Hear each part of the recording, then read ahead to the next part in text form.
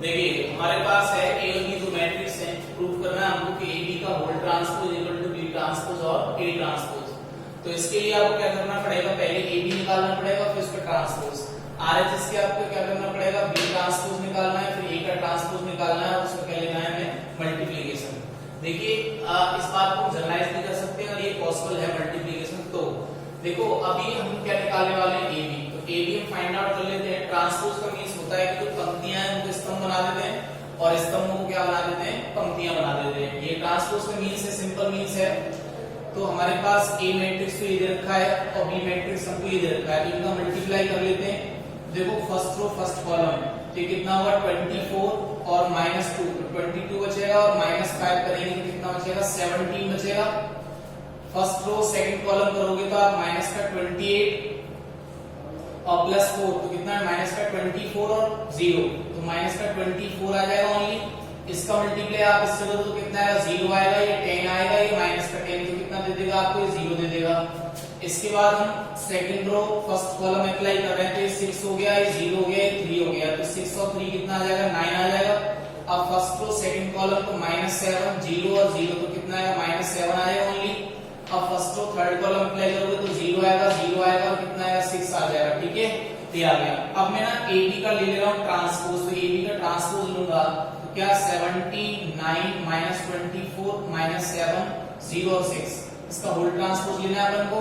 तो पहली पंक्ति क्या बन जाएगी, पहला स्तंभ बन जाएगी, पहली पंक्ति पहला स्तंभ बन जाएगी और दूसरी पंक्ति क्या बन जाएगी, दूसरा स्तंभ बन जाएगी। ठीक है ना, और ये आपको मिल जाएगा ये, तो ये बन गया है।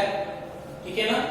अब इसके बाद में हमें क्या करना है, आरएचएस फाइंड करना है। तो आरएचएस में हमारे पास क्या लिखा हुआ है, बी ट्रांसपोज ए ट्रांसपोज लिखा हुआ है। तो बी कितना है हमारे पास, 6 -7 0 और -1 2 और कितना है 5 1 0 और ये कितना है 2, और इसका हमको क्या लेना पड़ेगा, ट्रांसपोज। ठीक है, और ए हमारे पास क्या है, 4 2 -5 4 2 -5 और नेक्स्ट है 1 0 और ये कितना 3, इसका हमें क्या लेना है, ट्रांसपोज। देखिए तो इसका ट्रांसपोज जैसे आप ले लोगे तो क्या बन जाएगा, 6 -7 0, पहली पंक्ति को पहला स्तंभ बनाओ, दूसरी पंक्ति को दूसरा स्तंभ बना दीजिए और तीसरी पंक्ति को तीसरा स्तंभ बना दीजिए। ये मैट्रिक्स आपको मिल गई है। अब इस पंक्ति को आप ये कॉलम बना दो, इस पंक्ति को आप ये कॉलम बना देंगे, तो ये बन गया। ठीक है, अब इसके बाद आप इनका मल्टीप्लिकेशन लगा लो। तो फर्स्ट रो और फर्स्ट कॉलम, तो कितना है 24 -2 22 और -5 कितना बचेगा, 17। फर्स्ट रो सेकंड कॉलम कितना बनेगा, ये आएगा 6 और ये 0 और ये कितना 3, तो कितना है 9 आ जाएगा। ठीक है, ये 9 आ गया। अब सेकंड रो फर्स्ट कॉलम करेंगे तो माइनस का 28 और प्लस का 4, तो -24 बचेगा और ये 0, तो माइनस का कितना आ गया, 24 आ गया ओनली। अब second row second column apply करो तो -7 0 और ये 0, ये 0 आ जाएगा ओनली, -7 आ जाएगा। ठीक है, और इसका मल्टीप्लाई ऐसे करोगे तो 0 आएगा, 10 आएगा और ये -10 आएगा, ये फाइनली 0 आ जाएगा। इसका मल्टीप्लाई ऐसे करोगे तो कितना 0 0 और ये कितना आएगा, 6 आएगा। ठीक है ना, ये कितना आएगा, 6 आएगा। तो ये हमारे पास क्या आ गया है, आरएचएस आ गया है। तो अगर आप देखोगे तो एलएचएस का वैल्यू किसके बराबर आ रहा है, आरएचएस के बराबर आ रहा है। तो हम कह सकते हैं कि एबी का होल ट्रांसपोज किसके इक्वल आ रहा है, बी ट्रांसपोज और ए ट्रांसपोज के। यानी कि ये जो ए इंटू बी था वो बी इंटू ए नजर आ रहा है आपको, लेकिन ट्रांसपोज होकर के। ठीक है, इसके बाद एक काफी अच्छा क्वेश्चन है, ए आपको दे रखा है और आपको I2 दे रखा है। I2 मतलब होता है कि 2x2 का आइडेंटिटी मैट्रिक्स, तत्समकाव्य। तत्समकाव्य में क्या है, मुख्य विकर्ण के सारे अवयव होते हैं, क्या होते हैं, 1 1 होते हैं, बाकी के अवयव 0 0 होते हैं। और ये हमेशा कैसा होता है, वर्गाकार भी रहता है, यानी कि इसमें पंक्तियों की स्तंभों की संख्या कैसी रहती है, समान। तो मान लो मैं कहीं पे लिख देता I3, तो I3 का मतलब क्या होता है, 1 0 0 0 1 0 0 0 1। I4 का मतलब 1 0 0 0 ऐसे 0 1 0 0 0 0 1 0 0 0 0 1। ठीक है ना, ये I4 हो जाता। तो हमको क्या करना है, ये प्रूव करना है कि ये वैल्यू इसके इक्वल है। ठीक है, तो मैं पहले तो एलएचएस ले ले रहा हूं। एलएचएस क्या है कि I प्लस ए, I मेरा कितना है 1 0 0 1 है और ए मेरे पास कितना दे रखा है 0 माइनस का 10x/2 और ये 10x/2। ठीक है, और ये 0, इन दोनों को आप ऐड करोगे तो करस्पॉन्डिंग एलिमेंट हो जाएंगे ऐड, क्योंकि दोनों के ऑर्डर कैसे सेम ऑर्डर है। तो ये 1 आ जाएगा, ये माइनस का tan x by 2 आ जाएगा, और ये कितना आएगा आपका tan x by 2 आ जाएगा, और ये कितना आ जाएगा आपका 1 आ जाएगा। तो ये LHS का वैल्यू आ गया है। अब मैं RHS का वैल्यू फाइंड आउट कर लेता हूं। तो RHS में क्या लिखा हुआ है, I minus a, और मल्टीप्लाई में लिखा हुआ है cos x माइनस का sin x, और ये sin x, और ये कितना cos x। मैं थोड़ा सा आपको ट्रिग्नोमेट्री में ले जाना चाहूंगा। देखो हमारे पास cos थीटा का आधे कोणों का फॉर्मूला होता था 1 minus tan square theta by 2 upon 1 plus tan square theta by 2, ठीक है। और हमारे पास ऐसे ही sin का फॉर्मूला होता था आधे कोणों में, वो होता था 2 tan थीटा बाई 2 और 1 plus tan square theta by 2, ये होता था, ठीक है। अब मैं मान लो इन दोनों को यहाँ पे रिप्लेस कर दूं, तो पूरा मेरे tan के हाफ एंगल्स में चेंज हो जाएगा। लेकिन मैं थोड़े कैलकुलेशन को इजी करने के लिए काम कर रहा हूँ। मैं एज्यूम कर ले रहा हूँ लेट tan थीटा बाई 2 का वैल्यू कितना मेरे पास t है, तो मेरे sin थीटा का cos थीटा का वैल्यू कितना हो जाएगा, 1 माइनस tan। अगर जैसे मैं डायरेक्टली इसको x ही लिख दूं तो आपको ज्यादा आसानी रहेगी, तो मैं इसको x by 2 कर देता हूँ। ये भी x by 2, ये भी आपका x by 2 नजर आएगा, और ये भी आपका x by 2। अब यहाँ पे आप tan x by 2 का वैल्यू कितना मान लो, t मान लो, तो ये कितना बन जाएगा, cos x का मतलब 1 minus t square upon 1 plus t square, और ये sin x का बन जाएगा 2t upon 1 plus t square. ये हम केवल अपनी कैलकुलेशन के सॉल्यूशन को इजी बनाने के लिए केवल ऐसा पर्पस है हमारा, और कोई पर्पस नहीं है। तो i कितना था हमारा, i को भी ऐसे छोड़ देते हैं, तो i माइनस t, ठीक है। इसको कैलकुलेट पहले कर, सॉरी चलो यही कर लेते हैं। तो i मतलब कितना है 1001, ठीक है, और माइनस a हमारे पास कितना है 0 माइनस का tan x by 2, और ये tan x by 2, और ये कितना tan x by 2, और ये कितना 0। तो ध्यान से देखिएगा, मैंने इसको क्या मान रखा है, t मान रखा है, इसको मैंने कितना मान रखा है, t मान रखा है, तो ये माइनस का t हो जाएगा, ये t और ये माइनस का t, तो ये एक पहला ब्रैकेट हो गया, यानी क्या हो गया i माइनस a। अब हमारे पास दूसरे मैट्रिक्स में है cos x, तो cos x का वैल्यू यहां से कितना आ जाएगा 1 minus t square upon 1 plus t square, और ये कितना बन जाएगा माइनस का 2t upon 1 plus t square, और ये क्या बन जाएगा आपका 2t upon 1 plus t square, और ये क्या बन जाएगा 1 minus t square upon 1 plus t square, ठीक है, ध्यान दें। अब इसको पहले हम कैलकुलेट कर लेते हैं। तो ये हमारे पास मैट्रिक्स देगा क्या, 1 माइनस 0 1, 0 माइनस करोगे तो t बन जाएगा, और ये आप माइनस करोगे तो माइनस का t देगा, और 1 माइनस करोगे तो आप ये कितना देगा 1 देगा।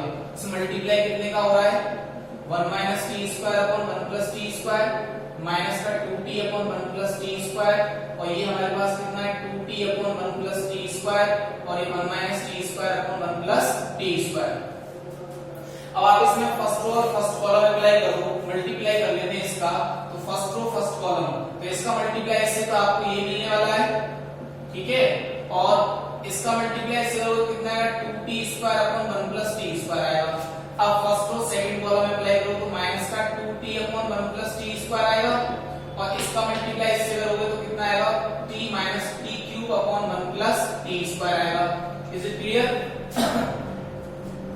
अभी मैं क्या कर रहा हूं इसमें, अभी मैं इसमें सेकंड रो और फर्स्ट कॉलम में अप्लाई कर रहा हूं। तो कितना आएगा देखो माइनस का t और plus t cube upon 1 plus t square, और इसका मल्टीप्लाई इससे कितना आएगा 2t upon 1 plus t square आएगा। ये इसका मल्टीप्लाई इससे करोगे तो माइनस का 2t square upon 1 plus t square, और इसका मल्टीप्लाई इससे करोगे तो 1 minus t square upon 1 plus t square आ जाएगा।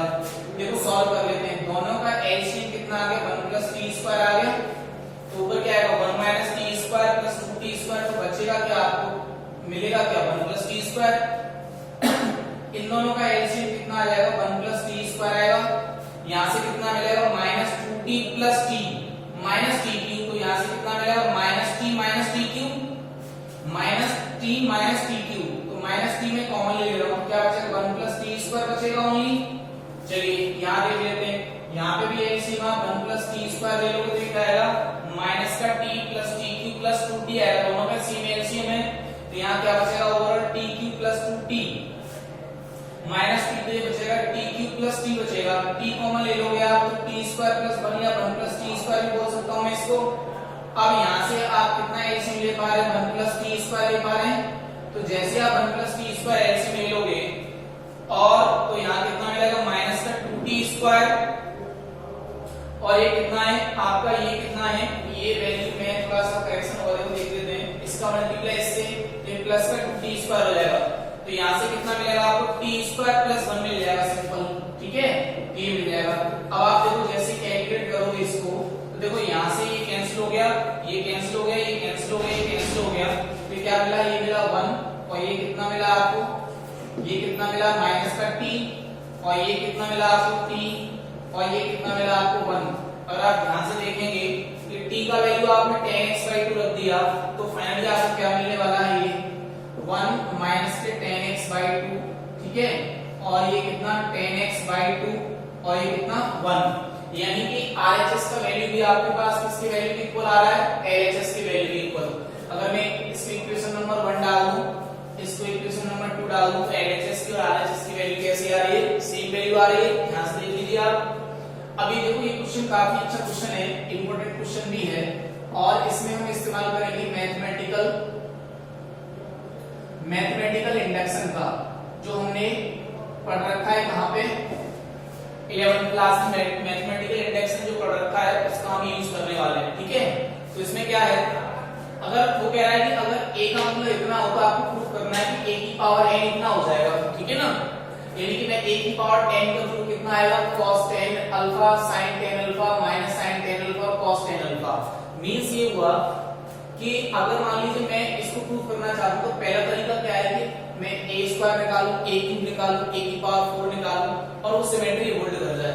लेकिन ऐसा हम नहीं करते हैं, ऐसा इसलिए नहीं करते क्योंकि आपको बिल्कुल कंफर्म ये नहीं है कि हो सकता कि भाई a की पावर n तक जैसे जैसे आप पहुंचेंगे तो वैल्यू आपको सेम आएगा ही आएगा, ठीक है ना। तो इसके लिए मैं इस कथन को सिद्ध करने वाला हूं, इससे गणितीय आगमन सिद्धांत से। तो हम कह रहे हैं कि इसे हम गणितीय आगमन सिद्धांत से, यानी कि मैथमेटिकल इंडक्शन से सिद्धांत से सत्यापित करेंगे, ठीक है, से सत्यापित करेंगे। समझ में आ रहा है, ये करेंगे। तो इसे हम गणितीय आगमन सिद्धांत से सत्यापित करेंगे।